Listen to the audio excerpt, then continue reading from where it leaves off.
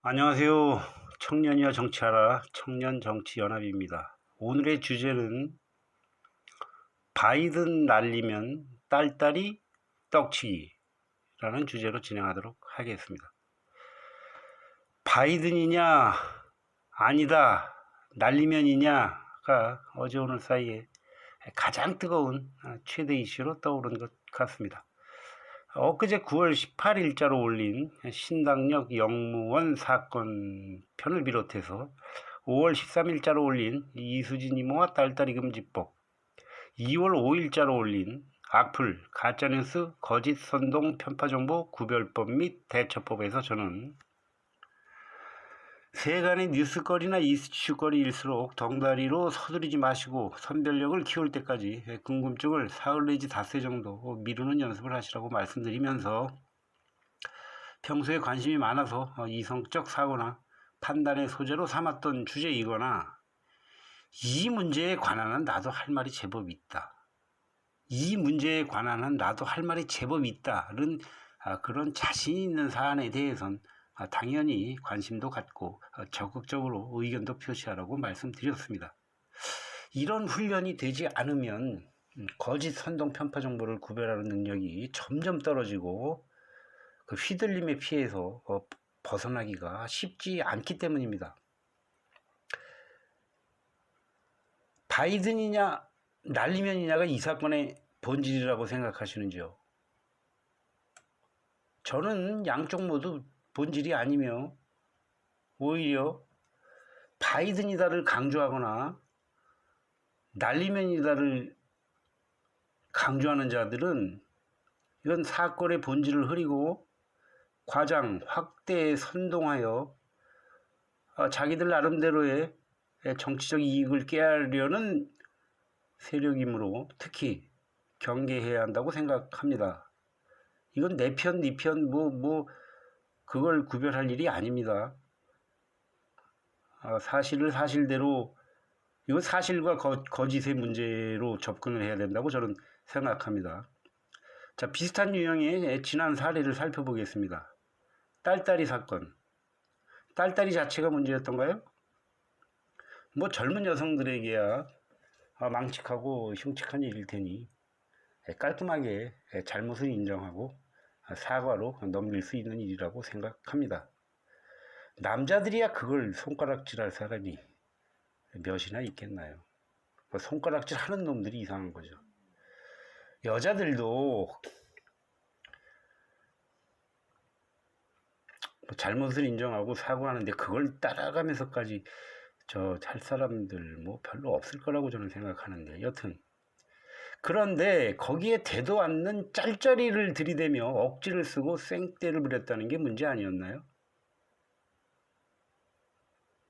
떡치기 사건. 떡치기 자체가 문제였나요? 팔팔한 젊은 놈이 틀어맞고만 살아야 한답니까? 어찌어찌 하다 보면 실수할 수도 있는 것이지. 이건 남자들뿐 아니라 경험이 아주 많은 아주머니들이나 할 만큼 한 할머니들도 눈살 한번 찌푸리고 너그럽게 이해할 만한 사안이라고 생각합니다. 그런데 내 돈이 아닌 남의 돈으로 그것도 뇌물 상납 성격이라는 것이 좀 그렇긴 하지만 이것도 오래된 일이니 모른 척 넘어갈 수 있는 분들도 적지 않으리라 생각합니다. 그런데 이것도 문제는 각선이 녹취록이니 이거 대중을 속이며 자신의 치부를 감추려고 기를 썼던 그 행위들이 본질적 문제 아니었던가요?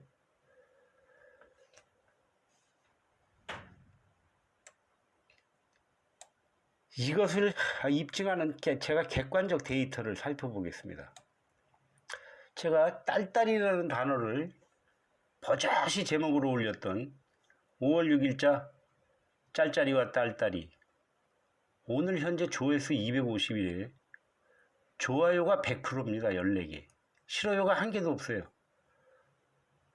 제목에 딸딸이라는 단어를 썼는데 그 동영상을 보신 분들 중에서 좋아요는 14개를 누른 분이 14분인데 싫어요를 누른 분은 한 분도 없어요.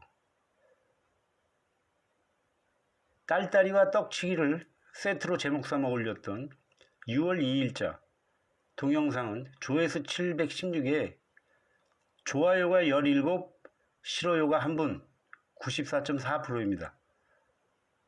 딸딸이와 떡치기를 썼는데도 좋아요가 17, 싫어요 하나입니다. 94.4%.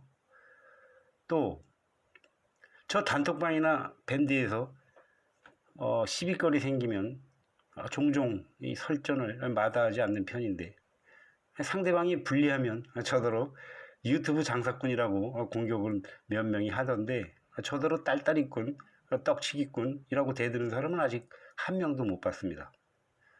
이렇듯이 딸딸이나 떡치기든 막말이나 쌍소리 등의 말실수는 물론 안 하는 것이 더 좋겠지요. 그러나 설령 그 실수를 했더라도 깔끔하게 인정하고 사과하면 그걸 쫓아다니며 손가락질하고 나무랄 정도로 우리 사회가 야박하지는 않다고 생각합니다. 그리고 그 정도 막말이나 쌍소리 솔직히 안 하고 사는 사람 몇 되나요? 그리고 지금 요즘에 이 세상이 입에서 욕 안 나오고 살 수 있는 세상이 아니잖아요.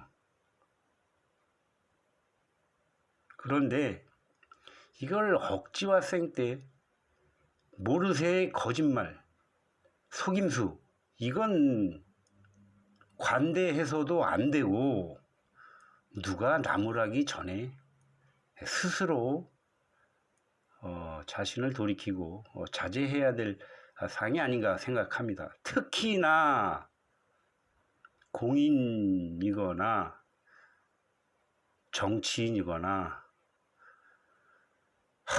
텔레비에 낯짝과 쌍통 자주 디미는 자들이나 사람들 입에 이름이 자주 오르내리는 사람들은 더더욱이 누가 시키지 않아도 스스로 그렇게 해야 되는 것이 아닌가 하는 생각입니다.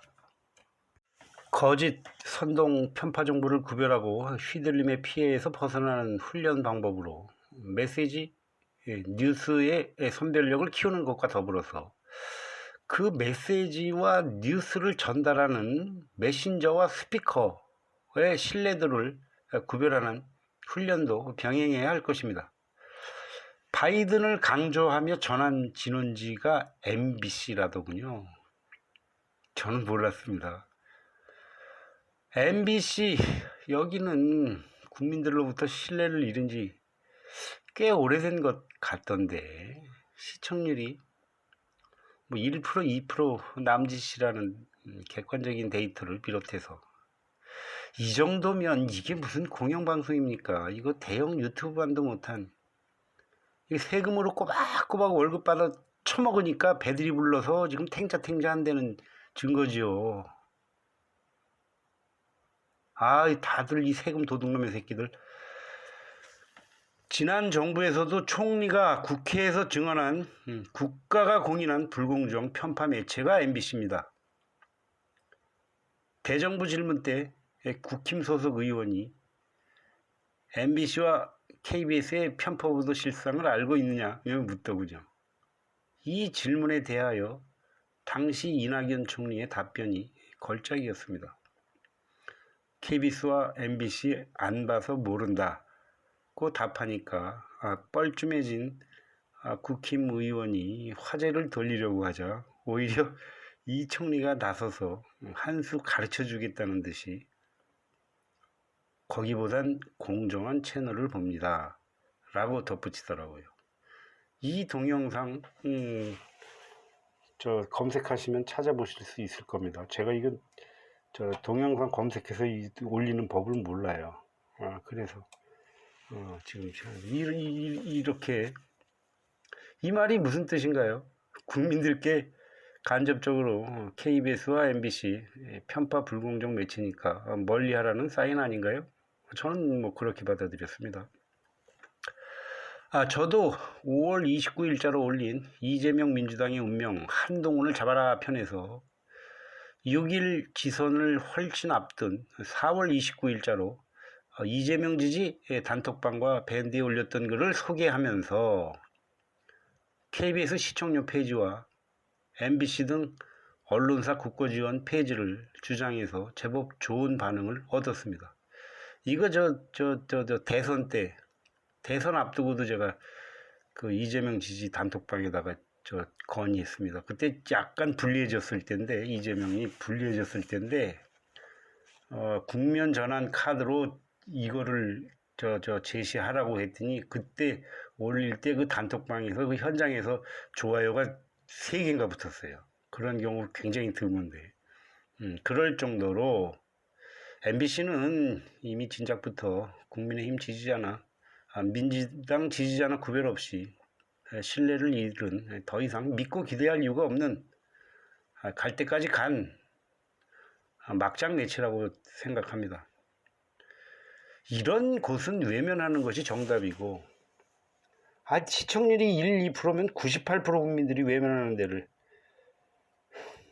혹시라도 관심을 갖는다면 이놈들이 또 무슨 거짓말로 국민을 속여먹는지 경계감이 먼저라야 한다고 생각합니다.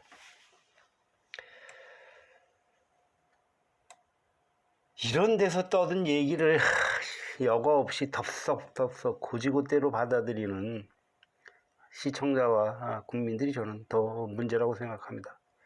사실은 지금 이 동영상 애초에 계획이 없었는데,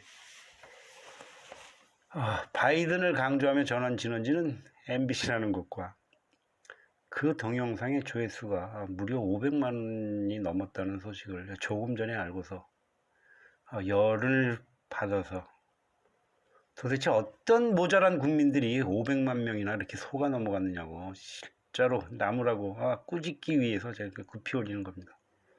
500만의 국민들께 제가 진짜 감히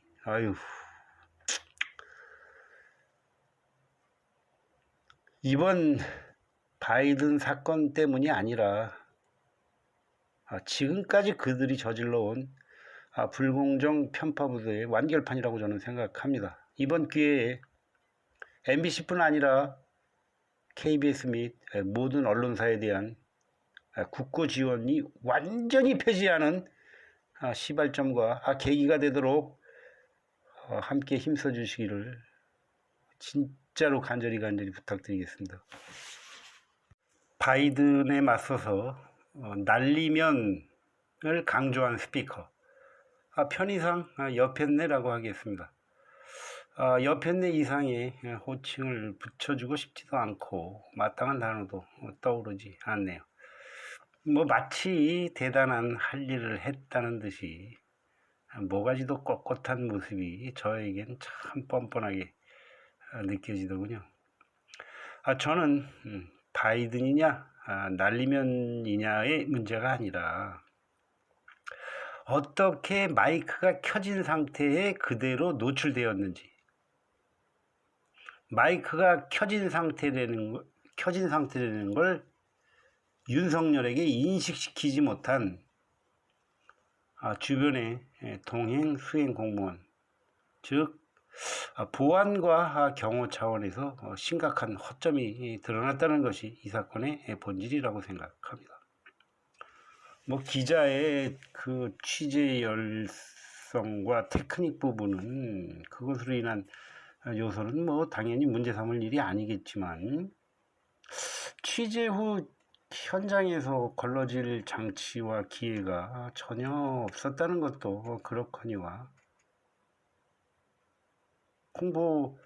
홍보수석인가 뭔가, 홍보수석이 맞나? 지금 직책이? 언론사 출신 아니에요.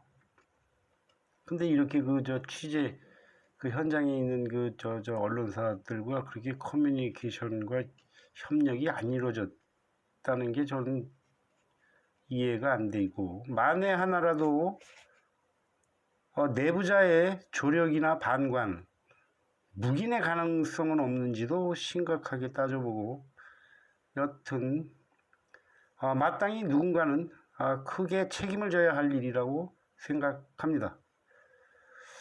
여편네에 대해서는 제가 진작부터 잘 알고 있다고 생각합니다. 개인적으로 알고 있다는 의미가 아니라 앞에서 말씀드렸던 이재명 지지 단톡방에 올렸다는 내용, 즉 KBS 시청률 폐지, MBC 등 언론사 국고지원 폐지보다 앞서서 더 중요하게 다룬 주제가 의원 입각 반대, 의원 지방선거 반대였는데 바로 그 주인공이라는 점입니다.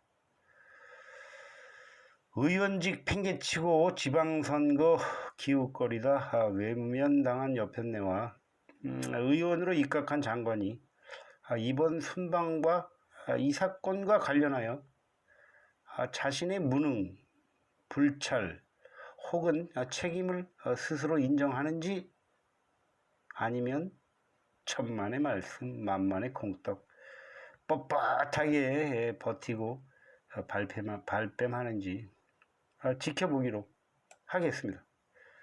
이에 대해서는 6월 8일자 가짜뉴스 공장 시리즈 특수한 관계 편에서 비교적 세밀하게 다루었으므로 참고하시기 바랍니다. 여기까지 함께 해주신 여러분 대단히 감사합니다.